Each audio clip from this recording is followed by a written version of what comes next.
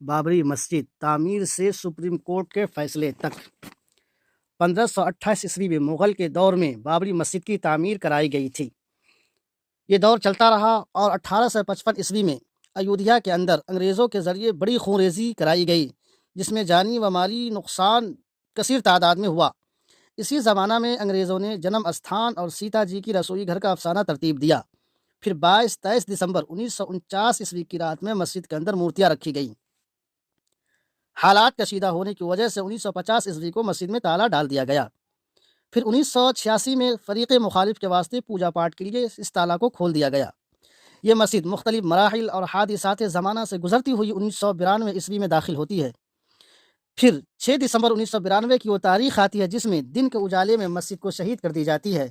انا للہ و انا الیہ راجعون۔ مقدمہ یہ چل رہا تھا کہ مندر توڑ کر مسجد بنائی گئی ہے۔ الغرض